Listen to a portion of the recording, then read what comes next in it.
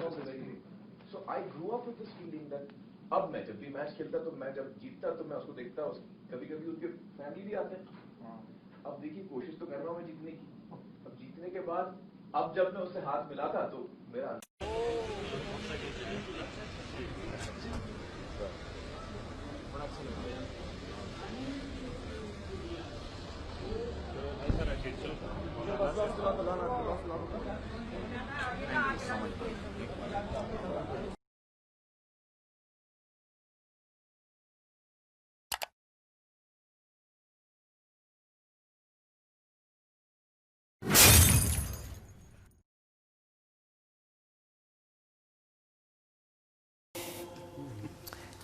دعوت مختصر ہو, اخلاق بلند ہوں, تیر کی طرح اندر بات جائے گی.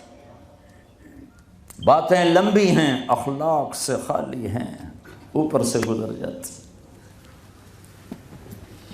لوگوں کو محبت دو, پتہ نہیں کیا کیا ہیرے بکھرے پڑے. میری عامر خان سے ملاقات ہوئی, اللہ کی قسم بطور انسان کروڑوں میں ایک آدمی ہے, کروڑوں میں. وہ مجھ سے کیا متاثر ہوتا جتنا میں اس سے متاثر ہوا. اس نے کچھ باتیں اپنی مجھے کہا, یہ آپ نے کسی کو بتانی نہیں, لیکن میں نے کہا عامر میرا جی چاہتا ہے کہ میں تیرے بیعتی ہو جاؤں. کمال ہے یار, تو اتنا عالی انسان. اگر ایک خطا اس میں ہے تو باقیوں کو اسے آنکھیں مت کر لیں, وہ چھوڑ لو جی وہی ہو کوئی بندہ. اتنی صفات والا انسان کہ میں آپ کو بتا نہیں سکتا. لیکن لوگ ایسے عجیب, میں مل کے نیچے اترا ہوں جی, پھر جی اس نے توبہ کر لی جی, اس نے جی پھر 4 مہینے کا ارادہ کر لیا, اس نے جی داڑھی رکھنے کی نیت کر لی. میں کہا 2 لتر میرے سرے سے مارو کہ میں انہوں ملیا کیا ہوں. ایسے بے وقوف, ایسے بے وقوف. اب تک اس کے میسیج آتے کہ میں زندگی میں کسی سے متاثر نہیں ہوا, تم پہلے آدمی ہو جس سے میں متاثر ہوں. میں نے کوئی جادو کیا, صرف محبت. لوگوں کو محبت دو, قریب ہوں گے. میں جب گیا بڑی مشکل سے, اللہ نے ملاقات کا کوئی راستہ ہی نہیں تھا. وہ مجھے نہیں جانتا تھا, میں اسے نہیں جانتا تھا, تو کوئی موقع نہیں مل رہا تھا ملاقات کا. تو اللہ نے شاہد آفریدی کو بھیج دیا. شاہد آفریدی اس کی دوستی تھی, ہمارا جو کرکٹر ہے. میں نے اس سے فون پر کہا یار میری ملاقات تو کرا. اس نے ملاقات کروائی. تو اس نے مجھے کہا آدھا گھنٹہ ہے, آدھا گھنٹہ. جب میں پہنچا میکسیمم پونا گھنٹہ. میں نے ٹھیک. میں گیا تو وہ سہما ہوا چہرہ کہ بھئی مولانا آ گیا, پتہ نہیں کیا کہیں گے, بھئی یہ تو کیا کر رہا ہے, تو حرام کر رہا ہے, ناچ رہا ہے, گا رہا ہے, توبہ کر, ابھی تیرے لیے دوزخ کا فیصلہ ہو جائے. پتہ نہیں کیا ہوگا. وہ ڈرا ہوا سہما ہوا تھا. تو اب وہ بیچارہ ایسے بیٹھا ہوا. تو میں نے اس سے بیٹھتے ہی فلموں کی باتیں شروع کر دی. اور تھوڑی دیر بعد کہ میں نے محسوس کیا کہ فرام 60 to 72 جو فلم انڈسٹری کو جتنا میں جانتا تھا اتنا وہ نہیں جانتا تھا. تو اس کے اوپر میرے علم کا روب پڑ گیا. اس کی لائن کا علم تھا نا.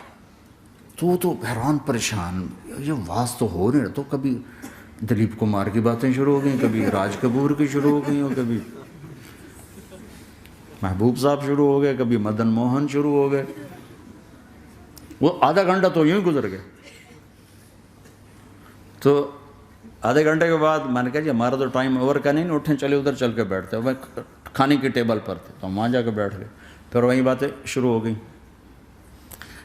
جب اس کا سارا خوف دور ہو گیا اور ریلیکس ہو گیا, اس میں پونے گھنٹے سے 50 منٹ گزر گئے تھے.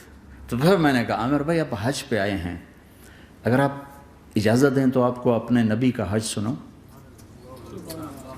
کہنے لگے ہاں جی ضرور سنائی. پھر میں 1.25 گھنٹہ بولتا رہا, اور وہ ایسے کر کے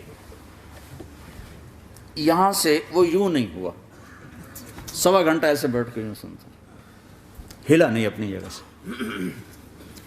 لوگ محبت کے بھوکے ہیں, تم فتوے دینا شروع کر دیتے. 2 گھنٹے کی ملاقات کے بعد جب ہم نکلے تو نیچے تک چھوڑنے آیا عامر خان. حج کے بعد میں نے کہا ایک ملاقات اور ہو جائے گا, ضرور ہوگی. پھر اس کا میسیج آیا کہ میں مدینے چلا گیا ہوں، معذرت چاہتا ہوں۔ میں نے کہا میں مدینے آ جاؤں گا، میں مدینے پہلے ہو آیا تھا حج سے پہلے۔ تو اس نے کہا کہ آپ 14 تاریخ کو آ جائیں، 4 سے 6 کا ٹائم میں نے آپ کے لیے رکھا ہے۔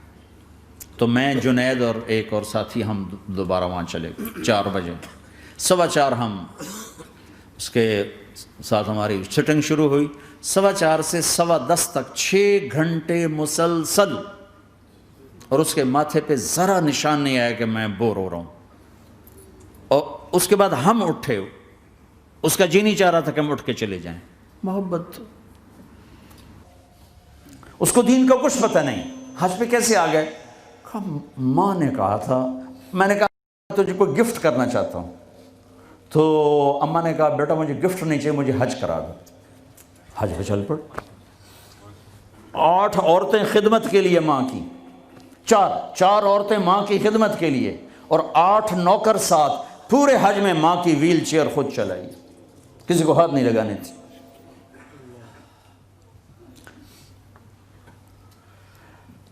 تمہیں کسی میں کچھ نہیں نظر آتا، کلمہ تو نظر آتا ہے نا، اسی کی قدر کر۔ میرا کزن تھا، فوت ہو گیا، اس نے زندگی میں وہ نمازیں پڑھی جو اس میں پکڑ کے، میں کہا بھائی خضر آنا، نماز پڑھی بس۔ اور اس نے یا عید کی 2 نمازیں سال میں، یا وہ نمازیں جو میں پکڑ کے کھینچ کے لے گیا۔ ایک دن اس کی گاڑی میں جا رہا تھا، وہ چلا رہا تھا، میں آگے بڑھا، مجھ سے کہنے لگا طارق میاں میں آج تک قبلے المنہ کر کے تھکیا ہے نہیں، میں نے شرم آتی، میں اس کا منہ دیکھنے لگا، ہر عیب اس کے اندر تھا۔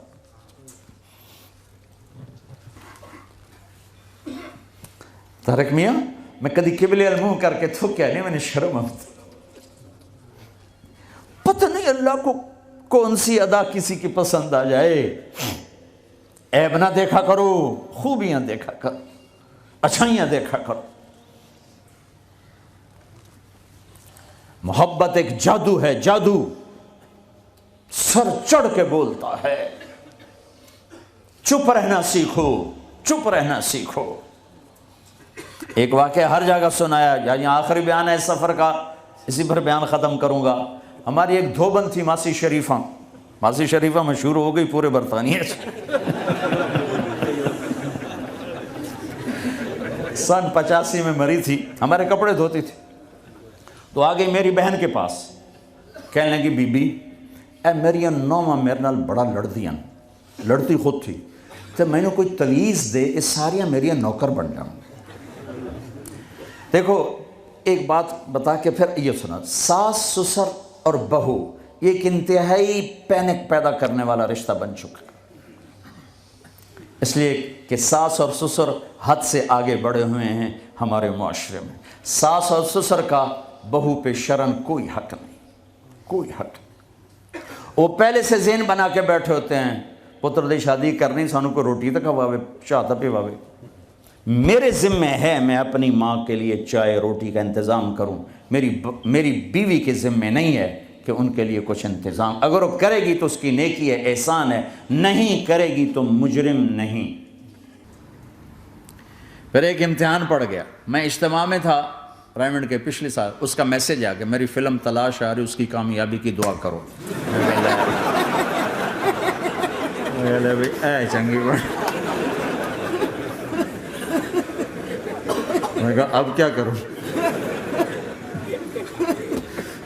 جواب دینا بھی ضروری، دعا بھی نہیں ہو سکتی، کیا کروں۔ تو جب وہ میسیج آیا تو میرے سامنے کوئی 10-12 علماء بیٹھے تھے، میں نے کہا بھائی یہ میسیج ہے، اس کا جواب دو۔ کہا جی یہ ہمارا فیلڈ نہیں تمہارا ہے، تو ہی جواب دے۔ میں سارا دن سوچتا رہا، مجھے کوئی جواب سمجھ میں نہیں آیا کہ جان بھی بچ جائے، جواب بھی چلا جائے۔ پھر اگلا دن بھی گزر گیا، مجھے کچھ سمجھ میں نہیں آیا۔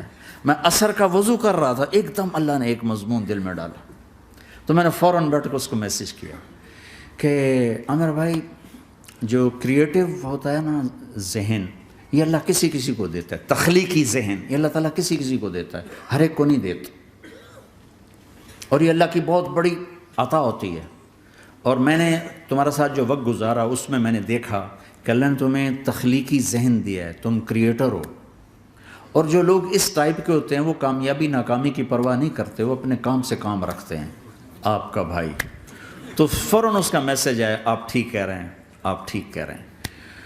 بات ہو گئی پہ میں تھا ہانگ کانگ. میں نے وہاں سے اس کو میسج کیا, دیکھو کسی مصروف آدمی کو براہ راست فون نہ کیا کرو, میسج کیا کرو کہ میں آپ کو فون کر سکتا ہوں, چونکہ میں اس کا بہت ستایا ہوا, بہت ستایا. تو میں نے اسے میسج کیا کہ میں طارق جمیل ہانگ کانگ میں آپ کو فون کر سکتا ہوں, میں آپ کو فون کر سکتا ہوں. میں ہمیشہ اسے, اب بھی میرا فون پہ رابطہ ہے, میں پہلے اسے میسج دیتا ہوں میں آپ کو فون کر سکتا ہوں. اگر اس کا جواب نہ ہے پھر میں نہیں کرتا ہوں.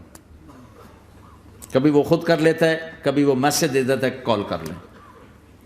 تو تھوڑی دیر بعد اس کا فون آ گیا, کیونکہ میں اس وقت دلی میں ہوں, کانفرنس میں تھا. تو میں نے آپ کا میسج دیکھا تھا, میں اٹھ کے باہر آ گیا ہوں, ابھی آپ سے بات کر کے پھر میں جاؤں گا. تو اسے باتیں کرتے کرتے کہنے لگا آپ کی دعا سے میری فلم کامیاب ہو گئی. میں کہا یا اللہ میں کوئی نہیں کی تھی تینوں.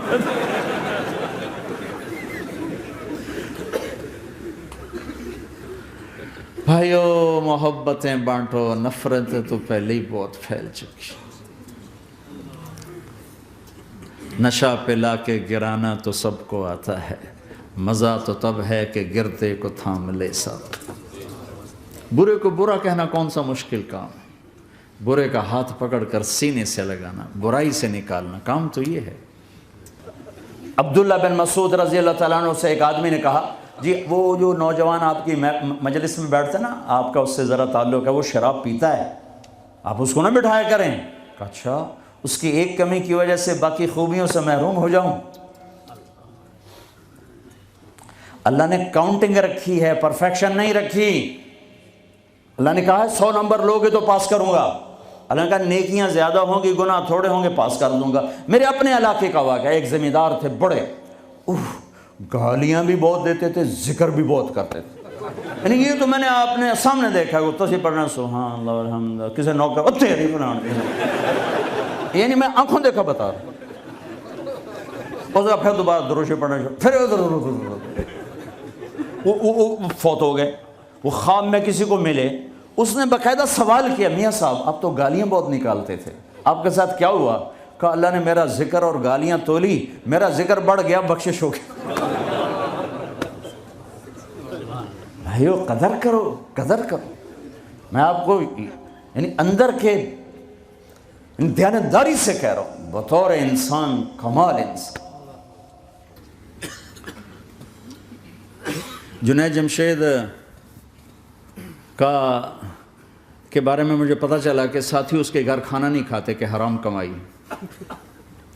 وہ بہت ڈس ہارٹڈ ہے, نیا نیا تبلیغ میں آ رہا تھا.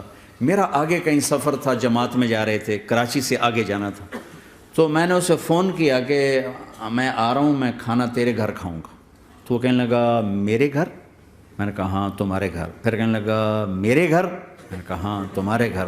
کہا واقعی میرے گھر؟ میں نے کہا ہاں واقعی تمہارے گھر. کہا یہ تو میرا تو گھر تھا, کوئی نہیں کھانا کھاتا, کہتے حرام ہے. میں نے کہا میں اتنا بڑا مولوی نہیں ہوں, میرا گزارا ہو جائے گا.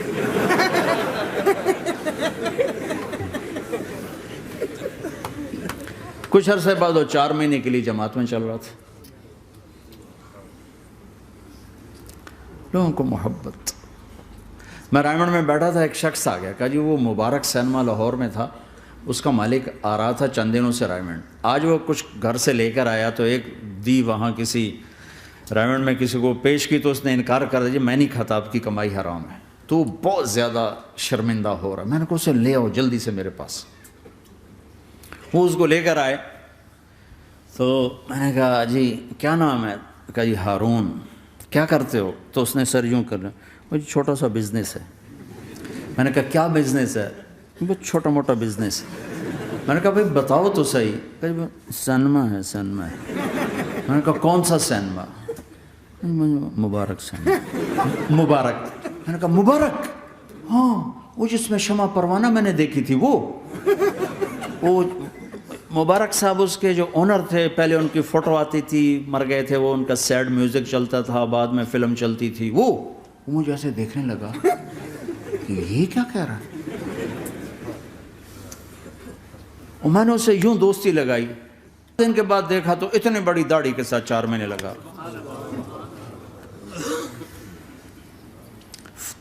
لوگ فتوے دینے میں بڑی جلدی کرتے, بدگمان بڑی جلدی ہوتی.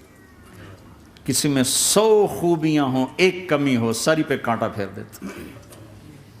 میں اپنے ڈیرے میں تھا، ایک انجینئر پڑھا لکھا بڑا آ گیا، تم تبلیغ والے منافق ہو، تم تبلیغ والے جو ہے اوپر سے کچھ ہو اندر سے کچھ ہو، یہ کرتے شروع.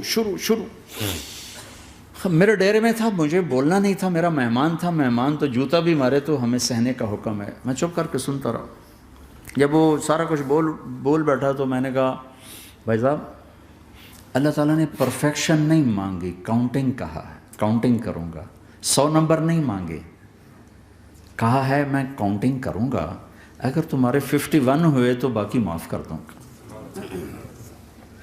تو جو گناہ عیب ثواب آپ بتا رہے ہیں، ممکن ہے اللہ معاف کر دے ان نیکیوں کی وجہ سے جو تبلیغ والے کر رہے ہیں. اور کسی کو برا کہنا یہ اپنے برا ہونے کی پہلی نشانی ہے. میرے نبی نے فرمایا کسی کے برا ہونے کے لیے یہی کافی ہے کہ دوسرے کو برا کہے. یہ میں اسے نہیں کہا، یہ ویسے آپ کو بتا رہا ہوں، اس کو یہ میں نے نہیں کہا، آپ سے عرض کر رہا ہوں کہ میرے نبی نے فرمایا کہ کسی کے برا ہونے کے لیے اتنا ہی کافی ہے کہ دوسروں کو برا سمجھو. میں نے کہا اللہ نے کاؤنٹنگ رکھی ہے، کاؤنٹنگ. اور میں نے کہا یہ جو حکومت پاکستان ہے یہ کوئی اتنی اچھی حکومت نہیں ہے، لیکن یہ بھی اپنے رعایا کے لیے اتنی رحم دل ہے کہ جو لڑکا 33 نمبر لے اس کو پاس کر دیتے ہیں. 67 نمبر نہیں لیے کوئی بھی نہیں کہتا کہ تو فیل ہے، سب کہتے تو پاس ہے، تو پاس ہے، تو پاس ہے. فیل ہونے کا تانا کوئی نہیں دے سکتا، پاس ہے. ٹھیک ہے. میں نے کہا اللہ اس حکومت پاکستان سے کروڑوں گنا زیادہ مہربان ہے. پتہ نہیں کون سی نیکی پہ مہربان اگر جاؤ. لیکن جو کہ مزاج بن گیا ہے تنقید یہاں تک ایک کہنے اللہ جی ویکھو جی نور جہاں 27 رمضان مر گئی، شب قدر مر گئی. میں کہا اللہ تے کیس کرو ہن جا، اللہ تے مقدمہ کرو بھائی نور جہاں 27 رمضان کو کیوں مر گئی. 27 رمضان کو کوئی آدمی اپنی مرضی سے مر سکتا؟ اتنی مقدس رات، اتنا مقدس دن، تو کوئی بات تو اللہ کو پسند آئی جو اس کی موت دی.